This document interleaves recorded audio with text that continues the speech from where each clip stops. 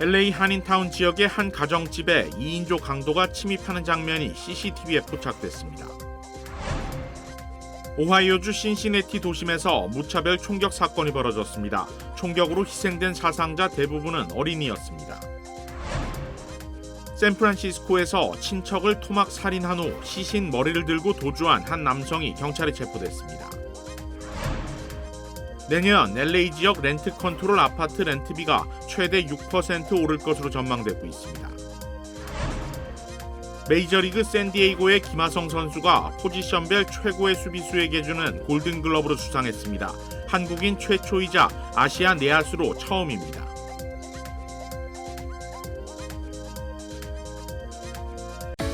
한미은행이 꿈을 미래로 이어갑니다. 꿈을 도전으로, 도전을 기회로, 기회를 미래로. 당신에겐 언제나 한미은행이 있습니다. Bank on your dreams. 한미은행.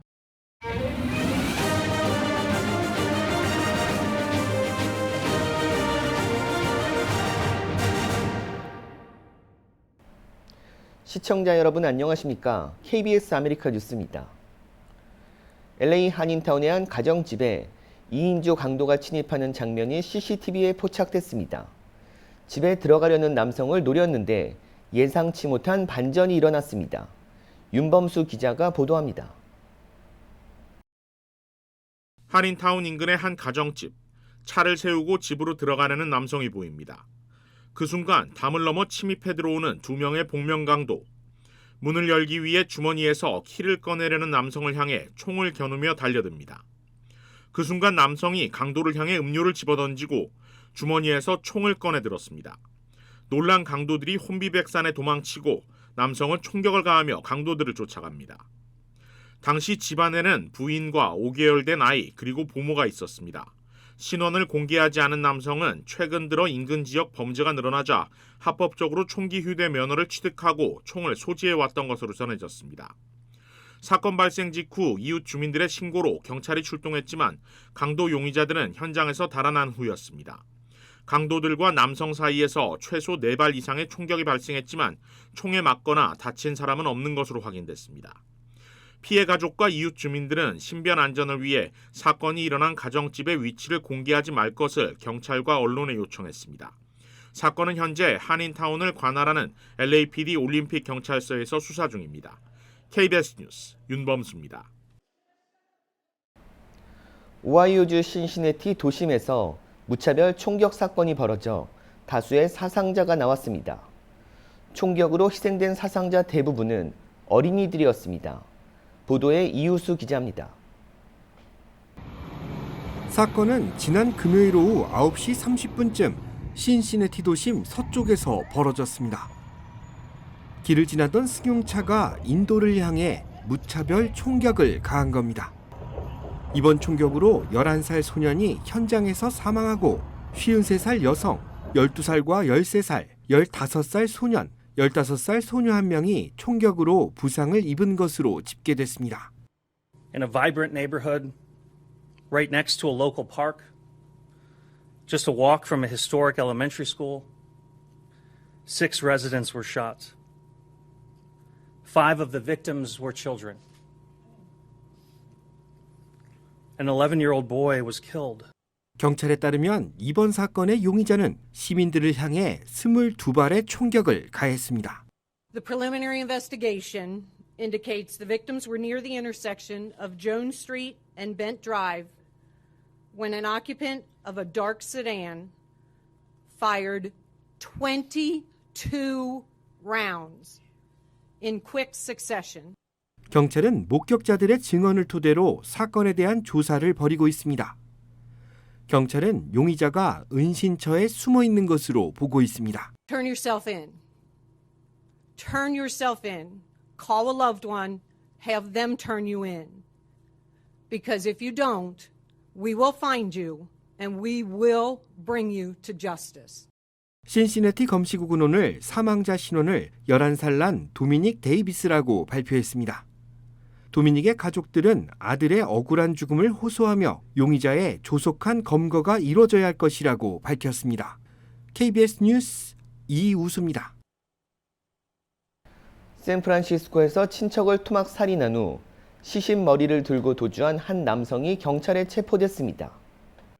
산타로사 경찰국은 지난 2일 오후 3시 30분쯤 한 주택에서 살인사건이 발생했다는 신고를 받고 현장에 도착한 경찰관은 집 안에서 목이 잘린 여성의 시신을 발견했습니다. 경찰은 용의자가 여성의 머리를 들고 도주했다고 판단해 행방을 추적한 결과 지난 4일 피해 여성의 친척으로 알려진 24살 루이스 아로요 로페스를 체포하는 데 성공했다고 밝혔습니다. 경찰은 로페스가 무기 소지와 폭행 혐의로 징역형을 선고받아 교도소에서 복역 후 최근 출소했다고 설명하며 사건 경위를 조사 중이라고 밝혔습니다. 단 사라진 피해 여성의 머리가 회수됐는지 여부에 대해서는 자세히 밝히지 않았습니다. 내년 LA 지역 렌트 컨트롤 아파트 렌트비가 최대 6% 오를 것으로 전망되고 있습니다.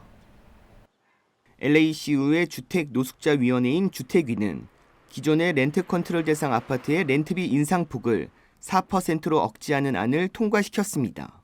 여기에 전기와 가스 등 유틸리티를 부담하는 건물주의 경우 추가 2%를 올릴 수 있어 최대 상승폭은 6%가 됩니다. 아직 시의회 전체 회의가 남아있고 시장의 서명도 필요하지만 건물주와 세입자 간의 의견이 충돌하고 있습니다. 건물주들 입장은 렌트비 인상을 더 이상 미룰 수 없다이고 입주자 단체는 아직도 시간이 필요하다라고 대립하고 있어 시의회 결정에 관심이 쏠리고 있습니다. 렌트 컨트롤 아파트는 1978년 이전 지어진 건물로 LA시 전체 아파트의 약 75%를 차지하고 있습니다. 한편 LA 인근 도시들도 새로운 렌트비 인상 동결 조치를 중단했거나 중단할 예정으로 상승폭은 최대 3%로 제한해 그 여파를 최소화한다는 방침입니다. 미 대통령 선거가 1년 앞으로 다가왔습니다. 바이든 대통령과 트럼프 전 대통령의 재대결 가능성이 유력하지만 각자의 약점도 뚜렷하다는 분석입니다. 이정민 기자가 취재했습니다. 내년 미국 대선의 유력 후보는 민주당 바이든 현 대통령, 공화당 트럼프 전 대통령으로 벌써 굳어지는 분위기입니다. 최근 여론조사에서 두 후보의 당내 지지율은 각각 77%와 64%, 대적할 만한 다른 후보가 없다는 게 가장 큰 이유입니다. 2020년 바이든 트럼프 대결이 재연되는 건데 누가 당선될지는 안개 속입니다. 바이든 대통령이 내세우는 가장 강력한 성과는 경제. We created more jobs in 2 years than any president has done in 4-year term. 하지만 미국 국민들 평가가 박한 데다 당선되면 82세의 새 임기를 시작하는 고령의 나이가 발목을 잡습니다. 4건, 91개나 되는 혐의로 기소된 트럼프 전 대통령에겐 사법 리스크가 가장 큰 위협입니다. We have to get rid of this corrupt regime of people that don't know what they're doing. 두 후보에 대한 지지율은 여론조사마다 엎치락 뒤치락, 접전 양상을 보입니다. 경제는 물론 우크라이나에 이어 이스라엘 하마스 두 개의 전쟁이 가져올 파장이 주요 변수로 꼽힙니다. Foreign policy is going to be a very big aspect in this election, more than it usually is. As of the Ukraine crisis is an issue that will be brought up, as will be the issue of what's going on in Israel. 누가 당선되든 미국 우선주의 경향은 지속될 거라는 전망이 우세합니다. 통상 정책은 더욱더 강경하고서 공세적으로 나갈 거다라는 거고요. 시큐리티는 더욱더 미국이 돈 안 들이고 미국을 위해서 미국 편을 들어주도록 강권하고 강요할 거다. 다만 바이든 대통령은 가치를 토대로 한 동맹의 무게를 두고 트럼프 전 대통령은 안보 등에 있어 거래를 하고 싶어하는 성향이 강합니다. 한국으로선 충분히 예상되는 정책에 대한 대비와 양쪽 모두에 대한 접촉선 확대가 필요하다는 제언이 나옵니다. 워싱턴에서 KBS 뉴스 이정민입니다. 북한의 핵 문제로 인권 문제는 가려져 있는데요. 줄리 터너 미 국무부 북한 인권 특사가 북한의 인권 위기를 다루지 않고서는 국제 안보에 대한 북한의 위협을 해결할 수 없다고 강조했습니다. 터너 특사는 오늘 워싱턴 DC의 싱크탱크인 전략국제문제연구소에서 한국통일부와 고려대 평화와 민주주의 연구소 공동주최로 열린 한반도 국제포럼에서 이같이 밝혔습니다. 터너 특사는 북한의 인권 침해와 유리는 북한의 불법적인 대량 살상무기 탄도미사일 프로그램과 불과 분의 관계에 있다고 지적했습니다. 터너 특사는 해외 북한 노동자들이 건설, 서비스업 등 분야에서 열악한 환경과 감시하에 하루 18시간 이상의 노동을 강요당한다면서 급여의 90%는 북한 정부가 가져간다고 강조했습니다. 이는 북한의 강제 노동이 북한 정부가 지속될 수 있도록 하고 무기 프로그램에 사용되는 수입을 창출하는 데 핵심적인 역할을 한다고 말했습니다. 터너 특사는 한국 정부와 동맹국들이 협력해서 북한의 인권 침해와 무기 프로그램의 관련성을 분명히 알리도록 하는 데 협력해야 한다며 유엔에서도 북한 인권에 대한 정기적 대화를 재개해야 한다고 강조했습니다. 또한 북한에서 발생하고 있는 지독한 인권 유린에 대해 더욱 크고 분명하게 말하겠다고 밝혔습니다. 터너 특사는 국무부 공식 취임 행사를 갖고 지난달 13일부터 활동을 시작했습니다. 북한 인권 특사는 미 정부의 대북 인권 정책 수립과 집행 전반을 관여합니다. 메이저리그 샌디에고의 김하성 선수가 포지션별 최고의 수비수에게 수여하는 골드 글러브를 수상했습니다. 한국인 최초이자 아시아 내야수로 처음입니다. 내셔널리그 2루수와 유틸리티 두 개 부문 골드 글러브 후보에 오른 김하성 선수는 유틸리티 부문에서 새 역사를 썼습니다. WBC 대표팀에서 함께 호흡을 맞췄던 토미 에드먼과 무키 배츠를 제치고 김하성이 당당히 골드글러브 수상자로 선정됐습니다. 여러 포지션에서 최고의 수비력을 선보인 선수들에게 주는 유틸리티 골드글러브는 지난해 신설됐는데 김하성은 1루수와 포수를 제외하고 모든 내야 포지션에서 정상급 수비력을 펼쳐 수상의 영광을 안았습니다. 아시아 선수가 골드글러브를 받은 건 일본의 이치로에 이어 두 번째이고 내야수로는 역대 최초의 기록입니다. 빅리그 진출 3년 만에 최고 수비수로 인정받은 김하성은 나흘 뒤 타격으로 평가받는 실버 슬러거 유틸리티 수상에도 도전합니다. 이스라엘과 하마스 간의 전쟁이 벌어진 지 벌써 한 달째입니다. 지상전이 치열해지면서 하마스 측은 팔레스타인 사망자 수가 10,000명을 넘었다고 주장했습니다. 임세움 기자가 보도합니다. 가자지구 중심 도시 가자시티를 포위한 이스라엘군은 도시 깊숙한 곳에서 작전을 수행했다고 밝혔습니다. 하마스의 요새를 장악하고 지하 터널을 파괴했으며 공습을 통해 하마스 부대 사령관 등을 제거했다고 덧붙였습니다. אצלנו המפקדים הולכים בראש הכוח, מובילים קדימה, מביאים להישגים ומנהיגים את הכוחות. אנחנו גאים במפקדים שלנו, אנחנו גאים בחיילי צה"ל ואנחנו שולחים להם ברכת הצלחה ויישר כוח. 건물 지하에 하마스의 군사시설이 있다고 주장해온 이스라엘은 가자지구 최대 의료기관인 알-시파 병원 공습도 이어갔습니다. 구급차 행렬이 공격을 받았던 병원입니다. الرعب كتير مش طبيعي والاكسجين وقع عليا وتهجشت كتير من كتر الهول اكلتن في الطريق بقى يعني تقريبا قلبي عنده وقف وتشهدت في الطريق قلت خلاص يعني احنا رايحين فيها. 하마스가 통치하는 가자지구 보건부는 전쟁 발발 후 한 달 동안 팔레스타인 주민 사망자가 10,000명을 넘어섰다고 발표했습니다. 이 가운데 어린이는 4,100여 명에 달합니다. 유엔 팔레스타인 난민 구호기구는 10분에 1명씩 어린이가 죽고 2명이 다치고 있다고 밝혔습니다. Gaza is becoming a graveyard for children. Hundreds of girls and boys are reportedly being killed or injured every day. 이스라엘군의 구급차 공격으로 중단됐던 라파 검문소 통행은 재개됐습니다. 하지만 외국인과 이중 국적자들만 가자지구를 벗어날 수 있었습니다. 부상자는 빠졌습니다. 이슬람권 최대 국제기구인 이슬람협력기구는 12일 특별 정상회의를 열고 가자지구에 대한 인도적 지원과 전쟁 범죄 중단을 논의할 계획입니다. KBS 뉴스 임세웅입니다. 우크라이나 전쟁도 20개월 동안 이어지고 있습니다. 한동안 교착 상태가 이어져 왔는데요. 최근 우크라이나가 크림반도 공세를 강화하고 있습니다.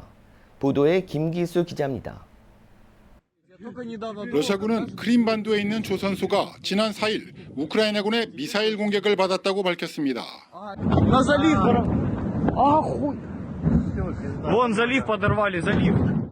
러시아 측은 피해 규모에 대해 밝히지 않았지만 우크라이나군은 러시아 흑해 함대의 선박이 타격을 받았다고 주장했습니다. 우크라이나는 2014년 러시아가 강제 병합한 크림 반도에 대한 공격을 최근 강화하고 있습니다. 지난 9월엔 세바스토폴의 조선소를 공격해 러시아 선박 2척과 흑해 함대 본부를 파괴하기도 했습니다. 러시아는 이에 맞서 남부 오데사와 헤르손 등의 미사일과 드론 공습을 가했습니다. 이런 가운데 우크라이나의 유럽연합 EU 가입 절차가 본격적으로 시작될 것으로 보입니다. EU 집행위원회는 오는 8일 우크라이나의 가입 절차 개시를 권고하는 평가 보고서를 발표할 것으로 전해졌습니다. 이 경우 다음 달 EU 정상회의에서 정식 가입 협상 개시를 결정할 것으로 보입니다. 이와 관련해 EU 집행위는 우크라이나가 EU 가입을 위한 개혁 작업에 큰 진전을 이뤘다고 평가했습니다. I must say you have made excellent progress. This is impressive to see.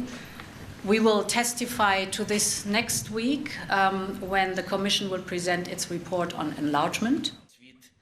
한편 젤렌스키 우크라이나 대통령은 러시아와 협상은 전혀 생각하고 있지 않다며 미국 등 서방의 압력도 없다고 말했습니다.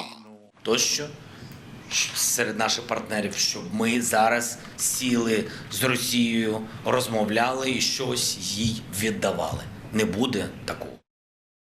하지만 2년 가까이 진행된 전쟁에 서방의 피로감이 가중되고 있고 이스라엘 하마스 전쟁에 국제사회에 관심이 쏠리며 우크라이나와 러시아가 협상 테이블에 앉아야 한다는 목소리도 커지고 있습니다. 베를린에서 KBS 뉴스 김규수입니다. 불법 마사지 업소를 운영하며 매춘을 알선해온 뉴저지 한인 여성들의 체포 소식이 이어지고 있습니다. KBTV 김은지 기자가 보도합니다. 뉴저지 로쉘파크 경찰국은 형사들이 잠복 근무를 통해 불법적으로 매춘을 알선해온 포주 및 직원 2명을 체포했다고 밝혔습니다. 로쉘파크 경찰국은 시민들의 제보로 후지살롱이라는 불법적인 마사지샵 사건 현장을 덮쳐 클립사이드 파크에서 후지살롱을 운영해온 68세 주인 용혜린 씨와 성매매업에 종사해온 2명의 한인 여성을 체포했다고 밝혔습니다. 수사당국은 우드랜드 애비뉴에 위치한 후지살롱 인근에 대한 불법 성매매 제보를 신고받은 뒤 제레드 세킨 형사와 브라이언 갤리나 형사가 잠복 근무를 이어왔으며 사업 운영자를 대상으로 매춘 조장 등의 혐의로 기소했으며 현금 $2,000를 압수했고 뉴욕 출신의 여성 2명이 불법 매춘에 연루돼 함께 기소됐다고 설명했습니다. 클립사이드 파크 거주자로 알려진 68세 여성 업주를 포함해 뉴욕 거주 중인 63세 김영실 씨, 55세 진홍지 씨 모두 한인인 것으로 파악됩니다. 최근 뉴저지를 중심으로 한인 여성들이 불법적인 성매매를 알선하고 성매매에 종사하는 것으로 드러나 사회적인 파장을 안겨주고 있습니다. 지난 8월에도 뉴저지주 블룸필드에서 불법 마사지 업소를 운영하며 성매매를 조장한 혐의로 40대 황 씨가 체포됐으며 지난해 말에는 페어뷰와 포트리에서 한인 여성들이 성매매 혐의로 대거 검거된 바 있습니다. 로쉘파크 경찰서장은 기자회견을 통해 주민들이 주거지에 불법적인 성매매가 이루어질 경우 교육상, 가정의 안전상 불편함을 느껴 신고하는 경우가 빈번히 발생하고 있다며 지역사회의 안전과 커뮤니티의 발전을 위해 불법적인 성매매를 목격할 시 반드시 신고해 줄 것을 촉구했습니다. KBTV 뉴스 김은지입니다. 미국에서 한국 의료진과 화상으로 진료를 받은 뒤 국제 우편으로 처방약을 받아볼 수 있는 길이 열렸습니다. 신개념 화상 진료 서비스 아이베브가 내일부터 미국 시장 서비스에 돌입한다고 밝혔습니다. 아이베브는 모국어로 한국의 의사들과 화상 진료를 진행하고 한국의 의사가 처방해준 약을 국제 우편을 통해 받는 기본 서비스부터 한국에서 성형이나 피부 시술, 종합 검진을 희망할 경우 전담 코디네이터를 통한 방문 예약을 제공합니다. 또한 이민 생활에서 쌓인 스트레스를 심리 전문가와 비대면 상담을 통해 나눌 수도 있습니다. 아이베브는 이 프로그램은 재외국민들을 대상으로 진행되며 한국보건복지부의 의견 검토를 거친 합법적인 서비스라고 소개했습니다. 아이베브 서비스 어플리케이션은 애플 앱스토어 그리고 구글 플레이 스토어에서 무료 다운이 가능하며 홈페이지를 통해서도 서비스를 받을 수 있습니다. 넷플릭스가 가입자들에게 12월 회원 요금제 가격 인상을 이메일로 통지하고 있다고 전했습니다. 넷플릭스가 회원들에게 이메일로 보내는 요금제는 크게 세 가지로 월 6달러 99센트 광고용 스탠다드와 월 15달러 49센트인 스탠다드, 월 29달러 99센트인 프리미엄으로 나눠집니다.